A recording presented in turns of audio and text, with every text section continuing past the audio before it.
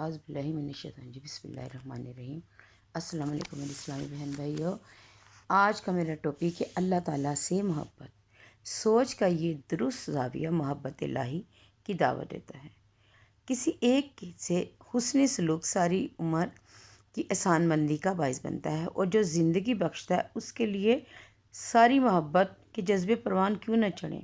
جو لوگ ایمان لائیں وہ اللہ تعالیٰ سے بہت محبت کرنے والے ہیں۔ ایمان کی تکمیل محبت کے بغیر ممکن نہیں، کیونکہ جس عمل میں محبت کی کارفائی نہ ہو وہ عمل کھوکھلا اور بے توفیق ہوتا ہے۔ کہا جاتا ہے کہ محبت کرنے والا جس سے محبت کرتا ہے اس کا فرما بردار ہوتا ہے۔ ایمان کا تقاضا ہے کہ اللہ تعالیٰ سے محبت کی جائے۔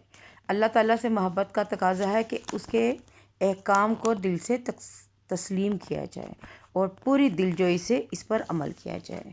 اللہ تعالیٰ کی رحمت ہے کہ اس کے ہر دور میں انسان کی رہنمائی کے لیے انبیاء کرام مبعوث فرمائے اور ان پاک لوگوں کو اپنے احکام کتابوں کی صورت میں عطا فرمائے۔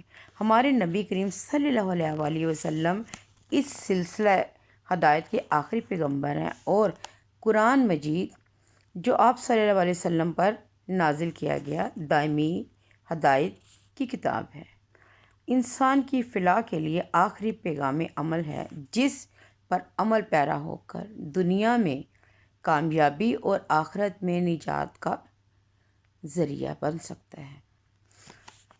دین کی چھوٹی چھوٹی باتیں جاننے کے لیے میرے چینل کو لائک اور سبسکرائب کریں۔